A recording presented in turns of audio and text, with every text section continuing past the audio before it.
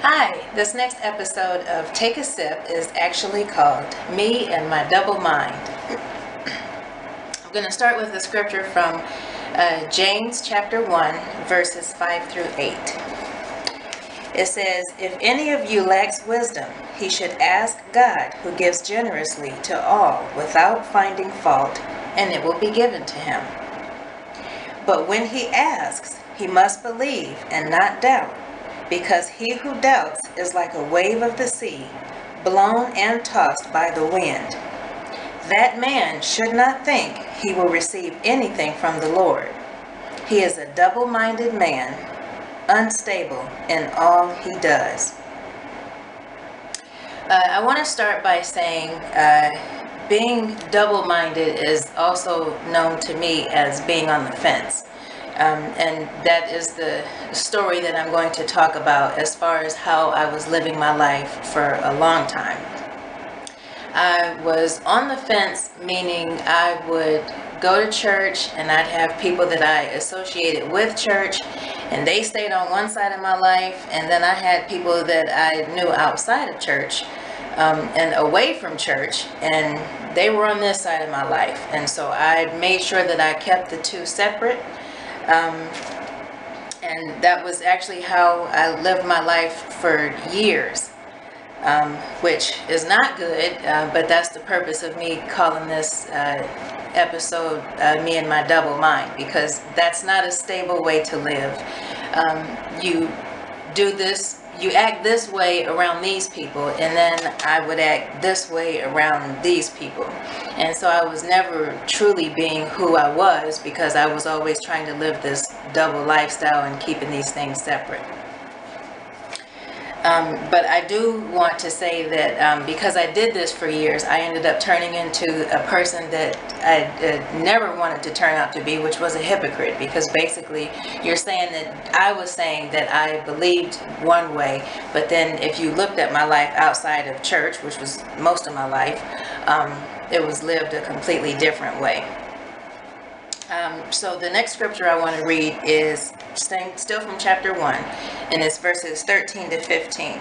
It says, "When tempted, no one should say, 'God is tempting me,' for God cannot be tempted by evil, nor does he tempt anyone.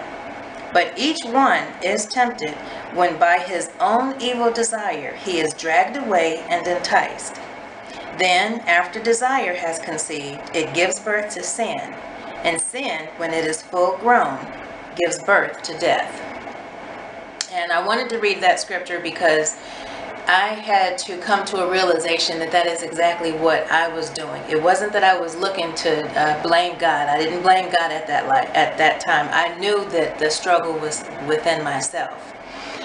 But because I had been doing that for years, it was a real struggle to me for me to make my mind up and say, you know what, enough is enough. But I will say this.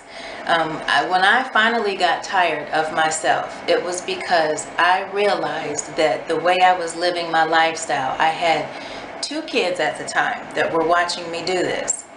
And if you know kids, you know that they are very influenced by your example. And at the time, this wasn't registering with me. But when I got pregnant with my 3rd child, that was when I had enough. And I remember a long time ago that I used to always think that, you know, these aren't just my kids, these are 2 souls that I'm responsible for. And I didn't take that seriously at the time. And when I got pregnant with my 3rd child, that was when I was like, you know what, that's enough. I need to start making myself accountable for how I'm truly going to live. And I need to know that these aren't just kids that I'm having. These are souls that I am literally responsible for, and this is what I'm doing to them, which is very detrimental, because I'm leading them to believe that there's no true way to actually live your life for God. So I do want to say that that was part of the struggle that I had, and even though it took me a while, because I had my 3rd child later on in my life, but to me, thank God I learned later than never at all. But I do want to end with the last scripture, and it is verse 22. It says, do not merely listen to the word and so deceive yourselves, which is what I was doing. Excuse me.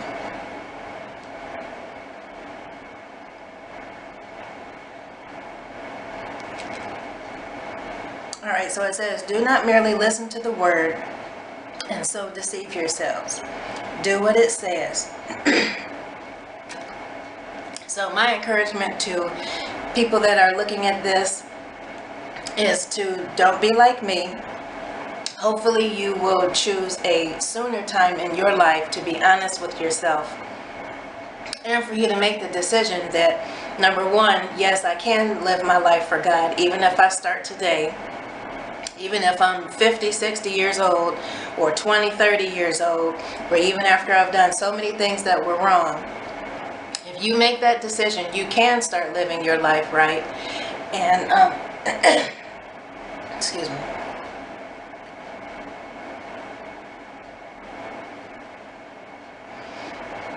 And just know that even though it took me some time to get on my own bandwagon and start living my life the way that I should have been living it, there's another episode of Take a Sip where I'll later talk about the difference as far as my difference as far as how I had to approach my kids, knowing what I had already exposed them to versus the way that I'm living my life now. But I'll cover that in a different story. But I do want to encourage anybody that's watching this that you can make the decision to start living right, even though you know that you're not living right all the time, or most of the time, or like me, most of the time, or even living right and you got people looking at you, like your kids or your family or anything like that. God is faithful, and God is a loving God, and He's the kind of God that His forgiveness doesn't run out. So as long as you have breath and life in you, I believe that you still have an opportunity to change just like I did. So that's my encouragement to everybody that's watching this. All right, have a good one.